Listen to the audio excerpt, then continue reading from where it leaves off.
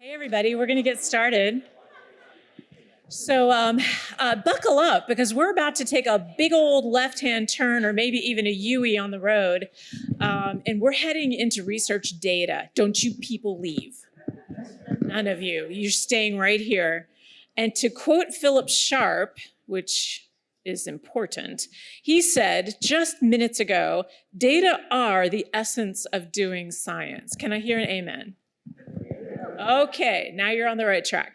So I'm Shelley Stahl. I am the Vice President of Open Science Leadership at AGU, and I work with our researchers and organizations to help them in open science, but I started out working in data and software. And so the journey AGU's been on, some of you have been on it with us. Thank you, and if you haven't, I don't know what happened. And our journals, we have 24. We're flipping them as fast as we can. We're now over the hump. And what's important for you to know is that, oh, where's Mike Stebbins? Hey, Mike. Mike funded us from the Arnold Ventures in 2018. And as a result of that and additional funding from the National Science Foundation, as of this year, of all of our publications where data was involved, like not an editorial, 90% of them have a data citation, right? Mic drop. Brilliant. It's not working though. It's not working. So what's happening is that the data is landing in a generalist repository. 70% of our data citations are in a generalist repository. And what that means is there was no data curator to help them. So yeah, we need our generalist repositories. We need our institutional repositories because there's a bunch of content that needs to be in there. But for data that needs to be reused, you're hitting a hard wall. There's just a big problem. So what kind of data needs to go to what kind of place? And so turning back and pulling in the publication space. So we're a society publisher. We have 60,000 members. The community is well over 100,000. And all of our submissions, half of them come from Asia. Okay, so it's quite international. We have in place for data at AGU a journal policy. We have really good author guidelines, the best in the world. I wrote them. Oh, it's true. And there's a DOI. If you want to use them, go ahead and cite me. We have an email to help our researchers, datahelp@agu.org. We don't care what question you have, we'll answer your email. We also have at our conferences an open science pavilion where we have a data help desk that's supported by the Earth Science Information Partners and our informatics community. And we also have, we've educated our editors. We have training for them. And we have a publications committee that believes in open science and shared data. And yet we still don't know if the data went to the right place, if all of the data was there. I'm sure not all the data was there. I'm absolutely sure of that. And what the situation is. With all of that work, adding on additional staff to deal with data at AGU, 2 FTEs, and what happened? So I would like to introduce to you our panel. Hello. Here on my left is Cynthia Hudson Vitale. She's the Associate Dean of Technology, Strategy, and Digital Services at the Johns Hopkins University, Sheridan Libraries, developing innovative digital infrastructure for data science, open scholarship, and digital collections. Prior to that, she was the Director of Science Policy and Scholarship at the Association for Research Libraries. And this is where she advanced their mission for enduring and equitable access to information through strategic partnerships and advocacy. She was a founding member of the Data Curation Network. This is really pertinent here. And she's also been supporting concepts around fair data for quite a long time. To her left is Danie Kinkade. She's the director of the Biological Chemical Oceanography Data Management Office, lovingly known as BICODEMO, a disciplinary data repository supporting academic oceanographic research community. She's a marine biologist. She researches at the intersection of information and oceanographic sciences, focused on data curation, publication. Don't you leave, people. I'm talking about data and data curation. Data is sexy. All right? I feel like you're all fidgeting. Don't. No, you're going to love this. This is awesome stuff. I can hear you fidgeting. She's currently the president of AGU's informatics section.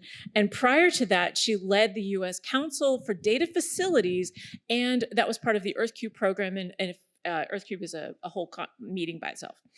Then to her left is my new best friend, John Wilbanks. He's the senior advisor to the Milken Institute's Faster Cures and a senior fellow at the DataSphere Initiative. He's led teams at the Broad Institute, Biogen, and Sage Bionetworks. He's worked on web standards like the W3C and is the founder of the Knowledge Graph bioinformatics company, which he gives no name to, by the way, in his bio. He just sold it. He just like, this thing got sold, but there's no name. I think that's funny. His policy you can tell them. His policy background includes leading open science at Creative Commons, and they're here, hey, and is a legislative assistant in the U.S. House of Representatives. So I would very much like to hand this over to Cynthia, and she's got slides for us. So this is a little bit different, but I'm going to stand here because I have some slides. So it's been a pleasure. It's a pleasure to be here today to discuss some important aspects of advancing science. And I'm kicking off this panel. Let me see if I can do it. Discussing some research myself and my fabulous colleagues have been working on since 2021. Ensuring public access to research data is essential for advancing scientific discovery, fostering collaboration, and enhancing transparency.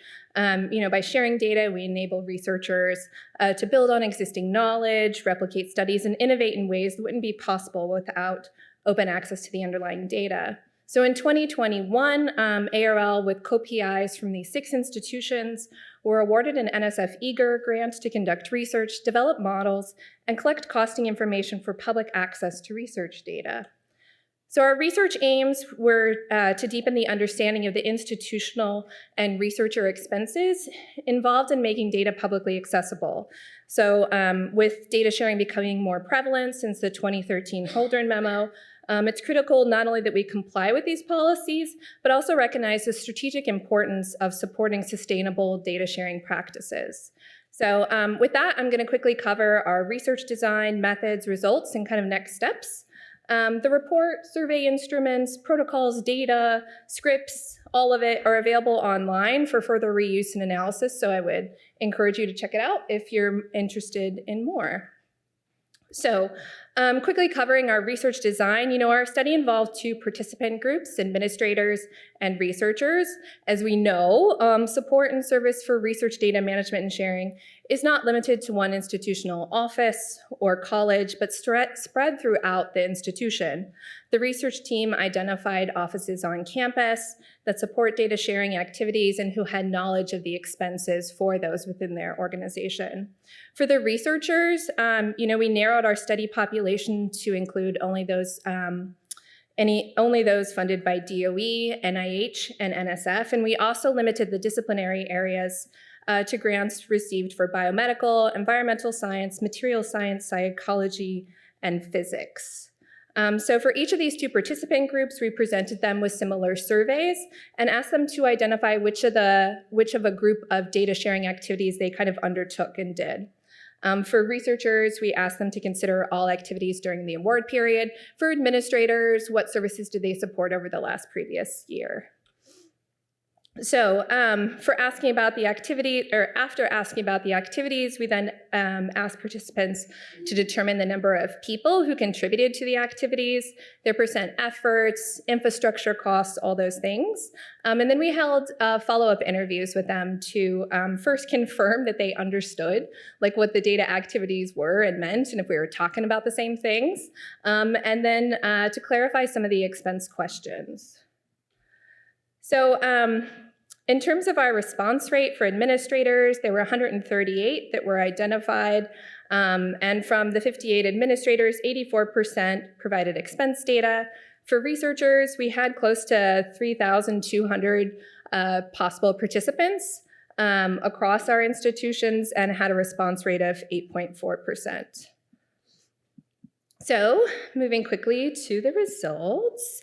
First, we'll look at the results of the institutional administrators. These are the units that provided research data management services. So they would help prepare or review a data management plan, or they might help curate the data and those sorts of things. So we calculated an overall average for annual expenses across each of the 4 institutional service areas you see here: research offices, libraries, IT and computing, and institutes and centers. The light blue bar is the total, middle blue is staff, and darkest is infrastructure costs. Libraries and IT are facing the most or the greatest expense of these 4. And these are current expenses, but this pattern is consistent with others who have done similar studies, such as Koger, who found that anticipated cost or future cost burden falling in a large part on libraries and IT. And Koger is the Council on Governmental Relations, and they had a study about the NIH data management and sharing policy specifically. Staffing in blue was a large component of the cost, especially for libraries. So now we shift to expenses incurred by funded researchers. And we split our sample of researchers based on their total award amount. And we did this separately for NIH and NSF. And to give some context about the research awards in our sample, our respondents who provided financial information were predominantly researchers with NIH awards that were large in size, on average like 2.7 million. And the table here also shows the range of awards in percentile groups, as well as the number of awardees. So first, looking across the entire sample, we found the average cost for data management and sharing for researchers was about $30,000. And because one of our goals for the use of the data was to help researchers estimate how much they should put in their grant proposals toward this, we also calculated an average percent of the grant that went towards data management and sharing, and that came out to be about 6%. So first, looking at data management and sharing expenses, the average, sorry, I'm just checking my time. The average for NIH awardees was slightly higher than the overall average for NSF awardees. For both groups, DMS costs were higher for the larger grants, but overall, a smaller portion of the grant award, as we kind of see in this image. So research staffing was also something we were curious about, like how much time were researchers actually putting towards data management and sharing throughout their grant life cycle. I mean, as you can see here, the overwhelming majority had less than a quarter time FTE devoted to this work. So using these expense estimates for individuals, we also calculated an overall scale, or we scaled the DMS expenses to create like an overall institutional expense. And I'm not going to cover it here because I don't have time. But when we did this, total costs ranged from about $800,000 to over $6 million, with an average of $2.5 million spent currently to support data management and sharing work. We have strong reason to believe that these numbers are underestimates of the true costs in terms of scaling. From the administrative end, we know there are more institutional units currently incurring these costs. And similarly, on the research side, we know there are more grant projects than we were able to get data from. So in addition to scaling costs, the other piece of information we were curious about is whether there was a relationship between an individual researcher's expense for data management and sharing and the extent to which they engaged with institutional services that support those activities. When we looked at the number of activities researchers reported doing on their own, we found that more activities researchers reported doing on their own was associated with greater DMS expenses, and this was statistically significant. And when we looked at the activities researchers did with external support, the association was not statistically significant, but it tends towards more expense. And finally, the association between, and this is on the furthermost graph, the association between expense and number of activities done with institutional support was also not statistically significant, but you can kind of see that their relationship appears to be in the opposite direction. So we also just quickly looked at whether the location at which researchers shared their data was associated, or how it was associated with overall DMS costs. Researchers reported sharing results in many places. I will say this was a select all in our survey, recognizing that some researchers will put data on an institutional repository on their own website and wherever. And we looked at average expenses across each, but we did look across average expenses across each of the selected options individually. You can see on the graph that sharing in an institutional repository was associated with the lowest average DMS costs, but we do caution against any kind of causal inference here. It's important to note, of course, that institutional repositories are places where institutions and especially libraries have made significant investments. It may be beneficial to consider how institutional investments may offset these individual expenses incurred to researchers for sharing data.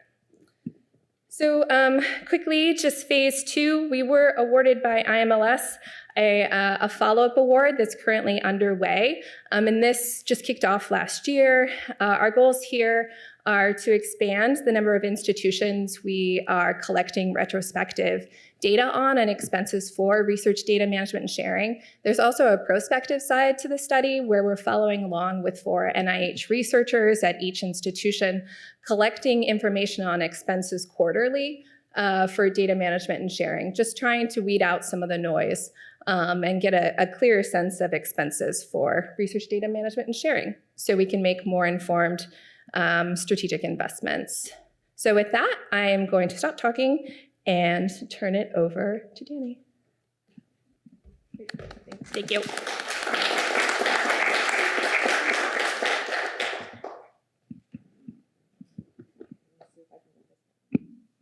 Good, working? Yes, okay, great. All right, thanks so much for queuing me up, and thank you to Shelley for inviting me, and Amy and the rest of the conference organizers here today. Obviously, this panel's topic is my day job, so I'm really excited to talk about it. And there are 2 points that I'd like to kind of throw out here for our discussion time up here this morning.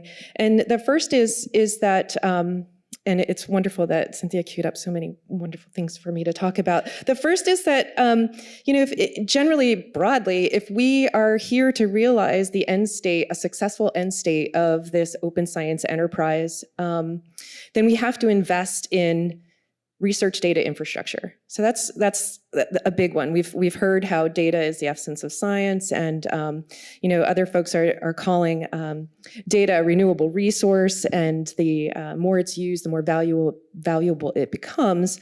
And investing in that infrastructure, I really want to dig into not just the generalist and the institutional repositories, but also really home in on domain or disciplinary specific repositories.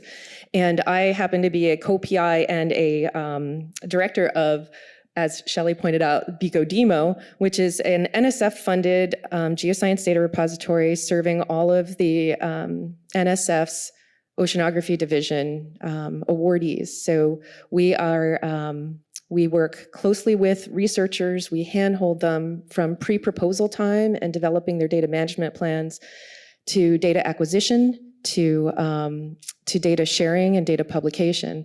And it's a very close relationship, and our curators, our data managers are disciplinary trained in oceanography. I myself am a reformed marine biologist who got into the data space really early.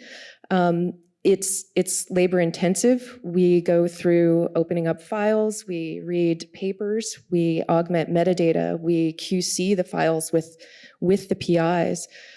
It's all very labor intensive, but the end result is a high quality, very standardized data product that not only is very capable of demonstrating the veracity under the findings in the published manuscripts, but that data is also standardized and very interoperable for reuse going forward. So I want to just kind of make this serious plug for the amount of effort that goes into curating a high quality, fair data set for reuse. And it is labor intensive and it is costly. It's a person in that loop, and researchers that come to us to deposit their data are not well trained in how to do this. So it's costly, and yet when you look at the percentage of the total overall cost coming in at 6% from your research, the European Commission in 2016 gave an average of about 5% of every project's budget should be devoted to data management activities. A more recent published article in Nature, a comment piece in Nature, said that number could be as high as 10 to 20%, depending on the complexity of the project and the data output. And if we were to look at my repository, BecoDemo's total cost for data management services relative to the total cost aggregated of all the awards that we provide service to, we come in at just about 2%. Last year we were under at 1.9%. So there's a huge economy of scale that can be realized by investing in this infrastructure, and I would argue that the curation process, the deep disciplinary curation process, is a possible economical and ends up with a much more fair data product. In spite of that, most of the geoscience disciplinary repositories are grant funded on short-term to mid-term cycles. I'm a 5-year grant. And so the sustainability of that is really challenging and it's tenuous. And yet that's where most of the value goes. And that's not to say that there isn't value for institutional and generalist repositories. They are obviously needed in the data landscape as well. So that's one piece. And then my second piece is that the effort that we put into that domain curation, working closely with that researcher, is because researchers broadly are not trained in how to manage their own data, basic data hygiene. They don't know how to prepare to share. And so they need training, they need resources to be able to achieve that sharing, and they need incentivization. So we talked about switching the value proposition from bibliometric, or at least including that data piece in metrics for tenure. And just to paint this landscape a little more, prior to 2011 for the NSF academic awardees, there was no need to put your data anywhere. It was recommended. It was at your convenience, if you will. And 2011 came around, and within the geoscience division, they came up with the need for a data management plan. And in that data management plan, you must articulate where you're sharing your data. There was still no resources available for researchers to understand what their options were and what the appropriate places to share those data are. And so for the Oceanography division with NSF, they recently updated their policy for sharing and data sharing and sampling sharing. And now it's hard and fast rules, and they have designated repositories that are preferred or even required to use. So there's a little bit of shift there, but it's coming really late. And meanwhile, all of these mandates from both journals and funders are coming down on researchers with very little resources to determine how to do this. And I will say that the 25% effort in time is probably due to the fact that they are not trained in how to do this. And so they will tend to, when pressured by a funder or a journal, dump those data in a generalist repository to turn around and say, I've curated, I've checked my box. And so it's really challenging to get into the value proposition of a researcher sharing their data. Right now, all they have are sticks and no incentives. And so if I could, end my time here on these 2 points, is one is that we need to invest in the research infrastructure for data, and we need to train, give them resources, and incentivize the researcher.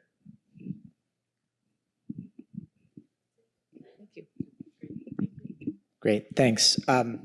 So thanks, Amy. Thanks, Shelley. I'm going to take you on as my personal hype person whenever I give a talk. So I'm a little of an odd duck here. I don't focus as much on the publishing and the publication of science. I think much more about the system that leads us to the moment when we have a claim that we want to publish. And so that's why I focus on data. When we talk about data, I see magical thinking everywhere. And I think it's a real problem. The idea that we are going to harness the data exhaust post-publication and create meaningful Lego bricks of data that can be put together is not a hypothesis that has a lot of evidence at this point.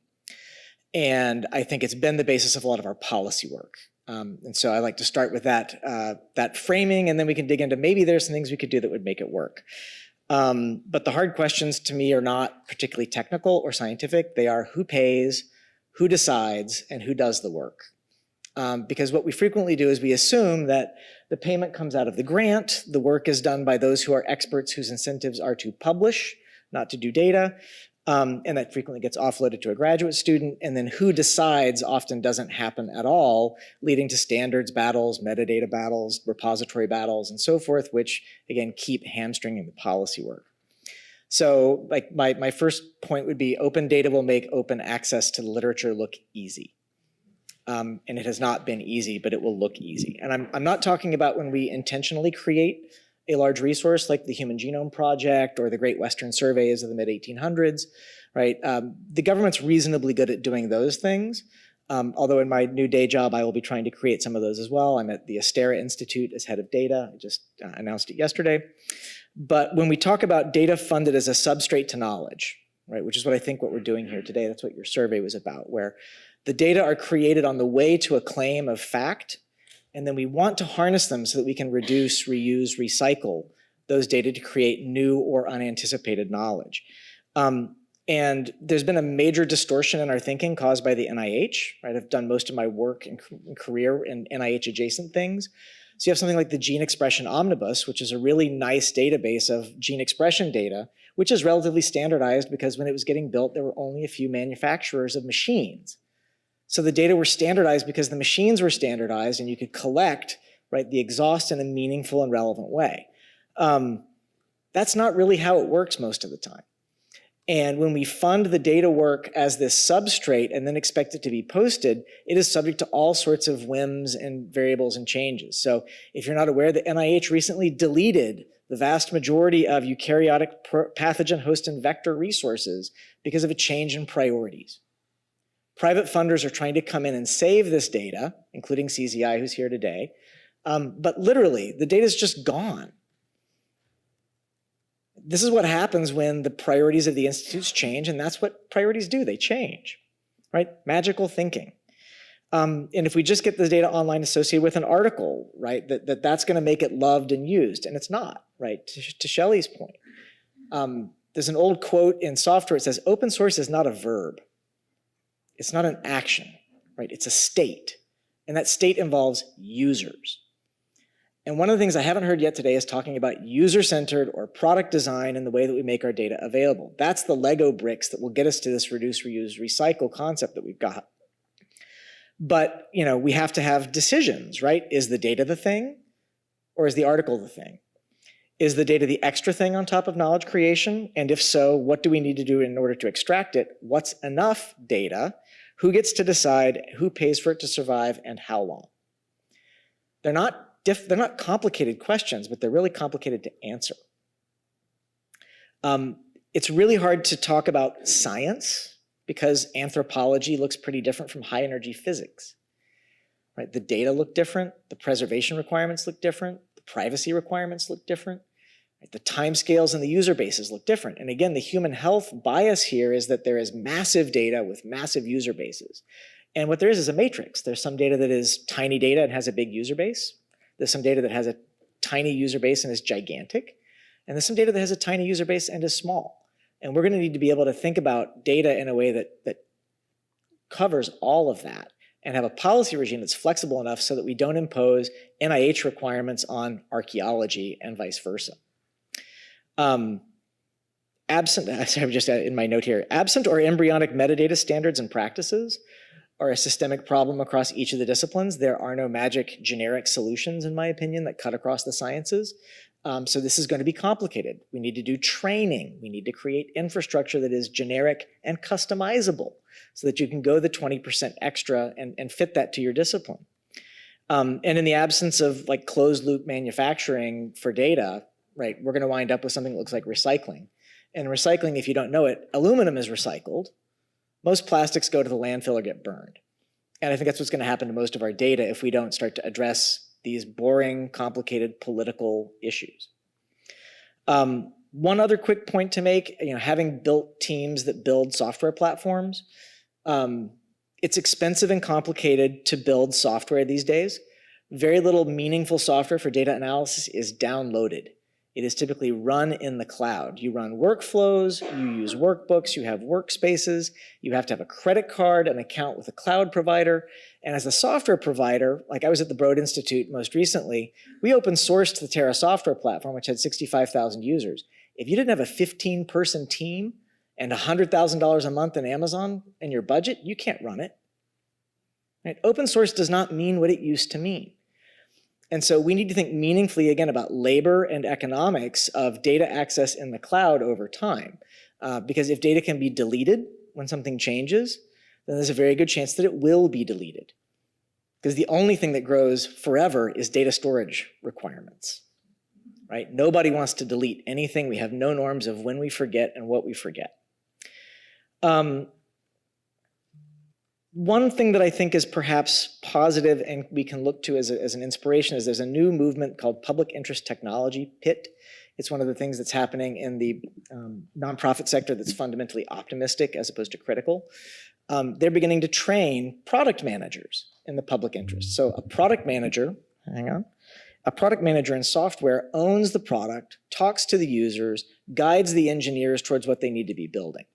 And so there's increasingly programs, right? And I'm in the Boston area, so there's programs at BU, there's programs at UMass and elsewhere, whose goal it is to integrate the policy school, the computer science school, and the business school to think about product management that actually builds cloud products to recapitulate the sorts of things open source used to do.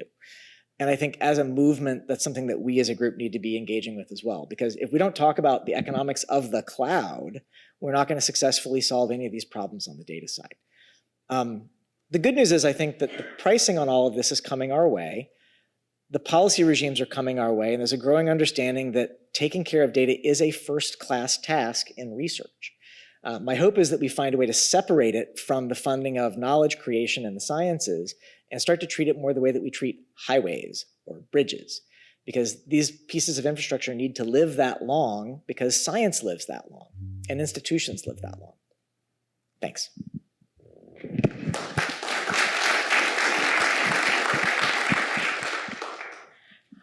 Thank you all. I'm quite excited. So, okay, as you know, we've got 2 microphones for anybody who'd like to ask questions. The question that is floating to the top of my mind as I listen to each of your talks is value, and value for whom and why.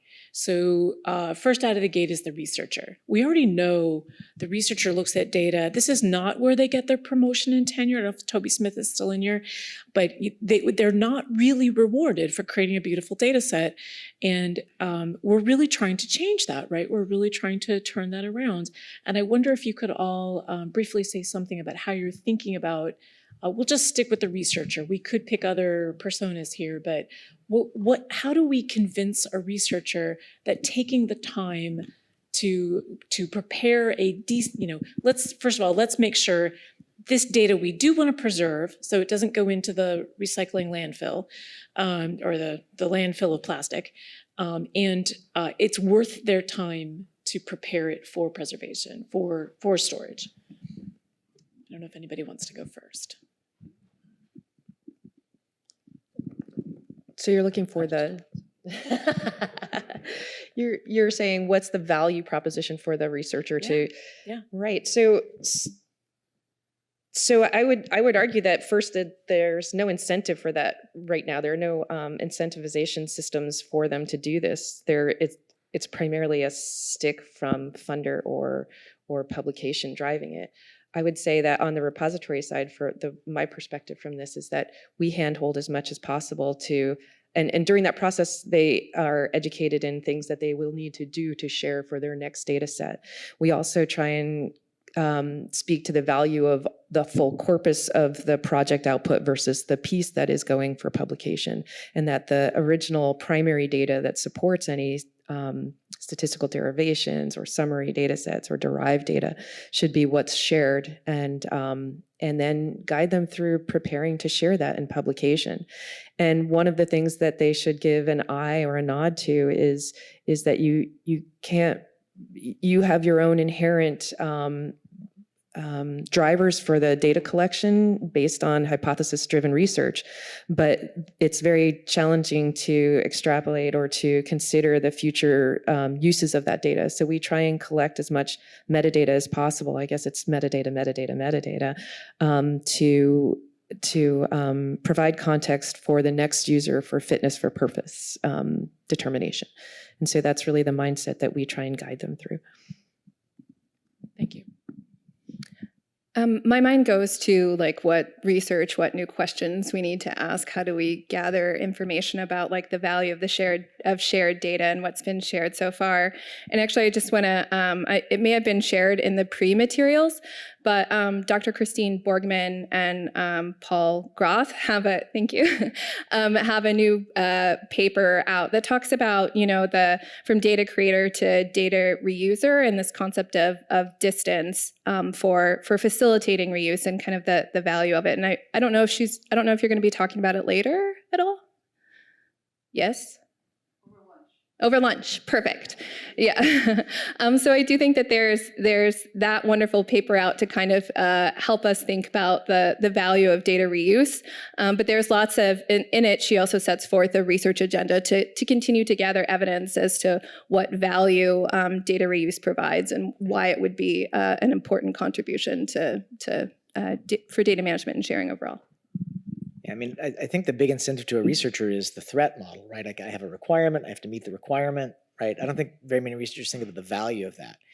And then I don't think we actually have an empirical understanding of how valuable someone's data is in a reuse context, because some data is extremely valuable in a reuse context, right? If you're looking at the Sloan Digital Sky Survey, right? Like one question that makes you take a picture of a part of the sky is useful to any other question that needs that picture of the sky.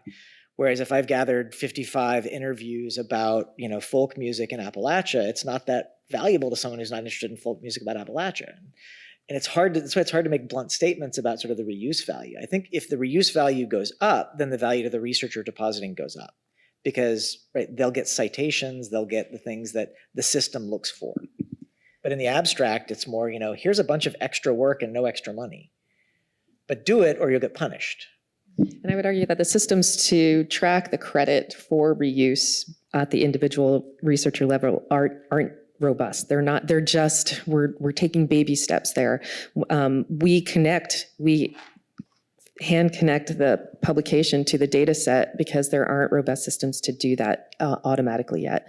And so to John's point, the value, the receiving the value of that sharing isn't realized yet. There's so many things I would like to add on, but I know my opinions, I'm going to hold them back.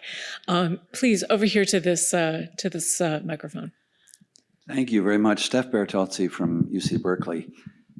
I thought one thing that was so interesting this morning was this idea that we are maybe inappropriately bundling because we're putting together dissemination of knowledge with evaluation of the robustness or rigor of that knowledge with, you should pay attention to this because it's really important. Right, and maybe we should be unbundling. When you're talking, I was thinking to myself, and you mentioned the Human Genome Project, how rare it is that we unbundle the creation of data from the analysis and interpretation of the data. And maybe we should be unbundling that a lot more.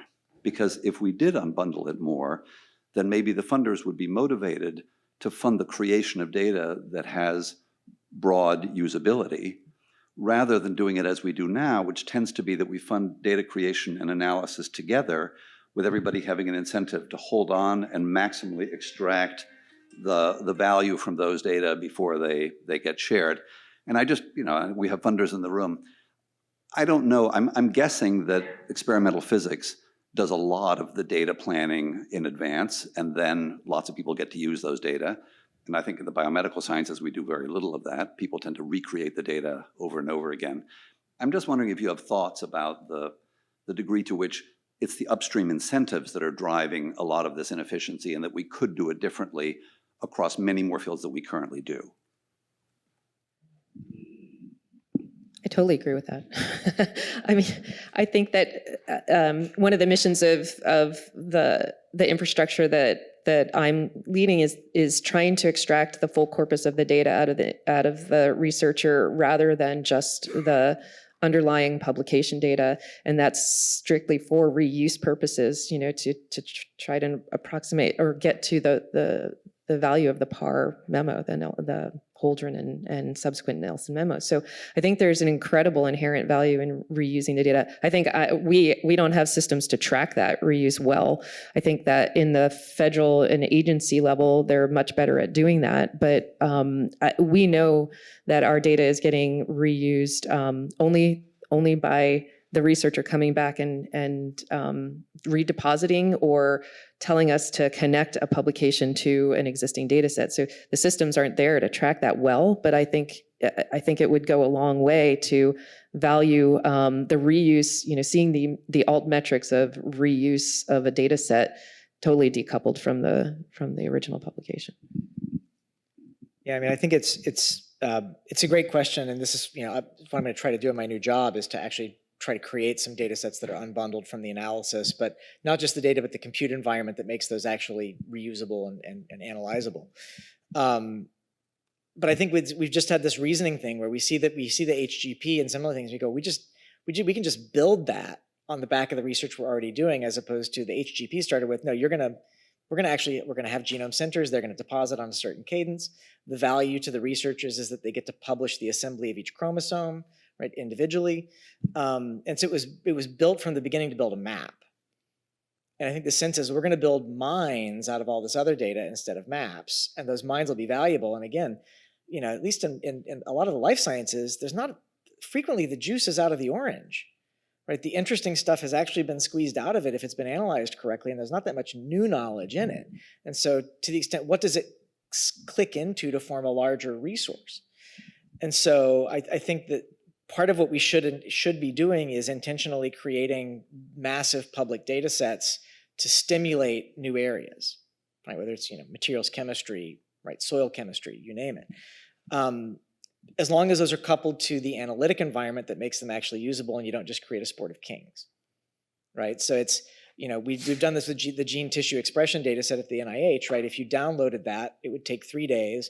And if they made it downloadable within a week, it would consume the NLM's entire bandwidth for the year. And so these interesting data sets, they have to live in a cloud environment. So it's not just enough to make the data set and download it to your PC like I could download the reference genome in 2002. We have to think about the entire socio-technical system that uses that data to create facts. And the other piece is that typically creating general solutions to general problems leads to no users.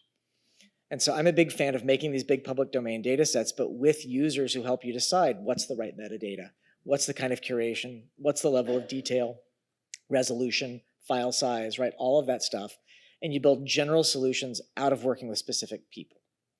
Because those users help you make decisions in design space and not just spin around and say, well, we need to make the best possible metadata format in theory, as opposed to, no, the metadata needs to do these 5 things first, and we can expand that later.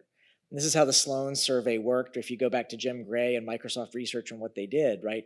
That was their approach, was general solutions to specific problems, right? Feeding the public domain through private partnerships. And there's a lot to be said for that.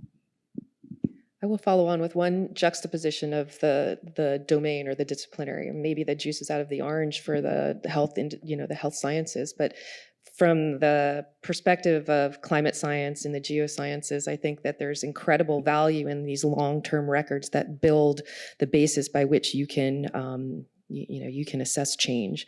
And so I think that my repository is very bespoke. We call ourselves a boutique. We are on these very short, discrete geoscience, geotemporally referenced data sets that hold on to their value in the context of a larger, climate lens. It's a great point. I want to. So climate, astronomy, right? There's so many places where this is not true. Right. And if you've never read Paul David, right, did beautiful work on why the sciences are different, like epistemically, and the way that they build knowledge. And talks a lot about how in astronomy and physics, the big machinery required them to learn how to share normatively very quickly. Whereas in biology, you have this sort of feudal lord and serf system that fights against sharing. So you have these giant policies fighting the feudal system. You don't even really need them as much in some of these other spaces. I would add a little bit more. We don't have all of our disciplines represented here, right? There's thousands.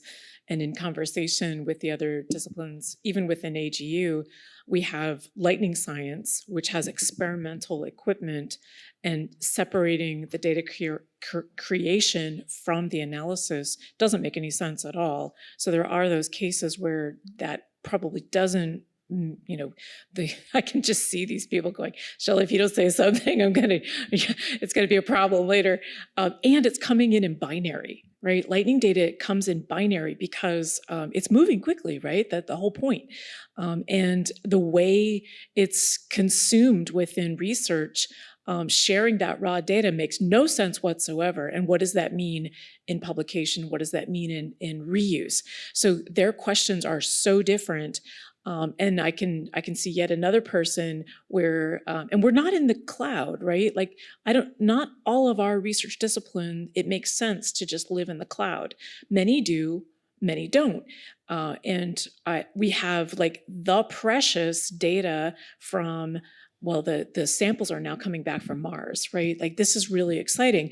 We've got physical samples coming back from Mars, and that is precious singular data, small data sets that are so expensive to get, and we want to care for those very especially. So we have this very wide continuum of importance, both big and small and in the middle. So do you want to add anything? Okay. Hopping over here. Yeah, speaking more to modularity in this process, do you see any value to more permanent positions at institutions or anywhere for someone who manages and stewards data for a researcher? So you're not asking the researcher to do all that work, similar to how we might have research software engineers starting to flourish, FAIR fellows coming out of the Go FAIR Foundation, things like that. Oh, I love that. I love that so much. A whole path for folks that are specializing in data. Team, what do you think? I think, well, I mean, I think currently the situation is that most of the information managers in the geosciences come from a geoscience domain, and they pick these things up along the way. They're not formally trained as information management professionals. And so I think there is a value for them. Right now we are as a lot undervalued in the role that they serve in this broader open science enterprise. So yeah, I would love to see that. Whether that happens, whether there's some valuation placed on that and there's movement in that direction, it still remains to be seen. But I would love to hear other thoughts on that. I think the library community needs to hop in. So I definitely think there's something, yeah. Do you just want to take mine? Oh, there it goes. Okay. Sorry. I broke it when I turned it off. Yeah, I would just say that there's, at the institutional level, we're already seeing a lot of this. I mean, I think that there's, as Danie said, a number of instances where colleges, specific colleges, even like large labs, have data managers that do all that sort of thing. Within the libraries as well, there have been huge investments around research data management and curation services. The issue kind of comes in is, given the heterogeneous data that is created on campus, having that deep expertise for that in-depth curation can sometimes be a challenge, depending upon how far you curate the data. Like, do you go down into like the Excel spreadsheet and how far you normalize things so that there's comparability and that sort of stuff. So I will say that that's a significant area for libraries across the US. There's also work, you mentioned the Data Curation Network. That's a nationwide effort to exchange expertise among institutions for some of these different disciplinary specialties we have. And so there's a number of things underway, but the professionalization of that, the continue like career advancements and pathways is incredibly important kind of moving forward. Yeah, I would just say yes. We do need those positions at universities. I think the skills needed to curate data are very similar to the skills needed to analyze data, as Danie noted, right? And there's not a lot of jobs out there for people in the sciences. And so it's, on a regular basis, I get sent articles about people leaving academia because they can't get a job. And it strikes me that that's a perfect career path for people, so you can still stay in your scientific discipline, you can stay in the academic context, and you can serve the research enterprise, even if you're not the person who's going to have the glam journal article. But we need money for that. Amen. Amen. Shelley. Back over here on the side, please. Yeah, thank you to the panel for some really great points about data curation. But you didn't touch upon reproducibility.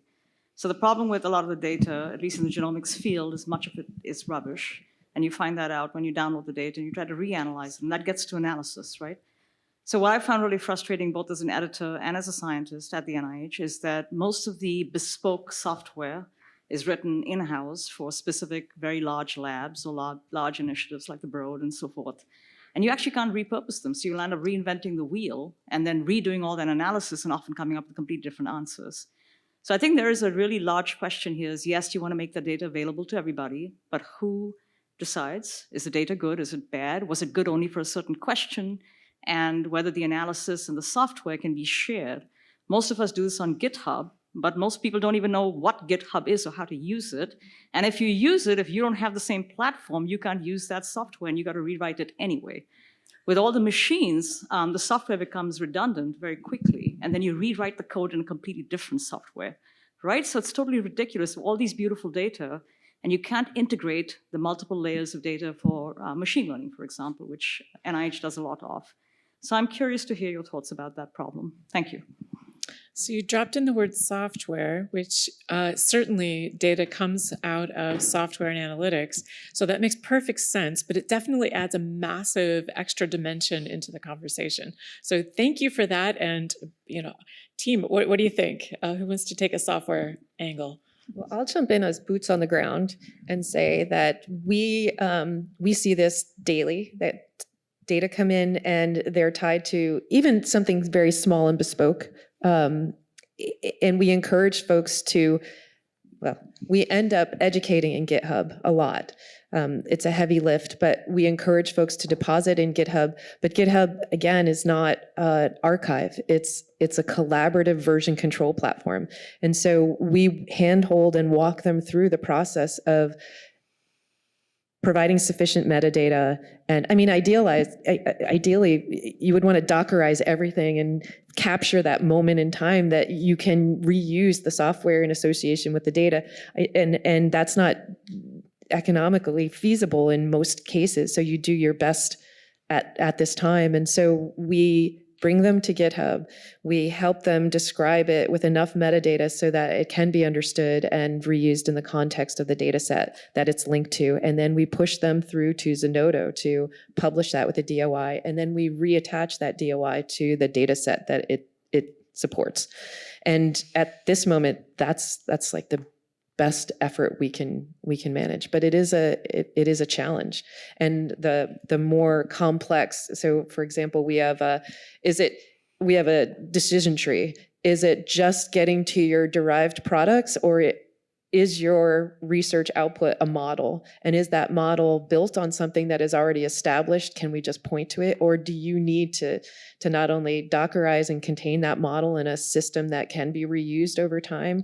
Or can you, and I know I'm stumping on Shelley's because she's done amazing amounts of work in this area, and I'm just leveraging her piece, but it's guiding to the best effort that we have, given the systems that we have right now, and still acknowledge that it's a challenge, it's a problem.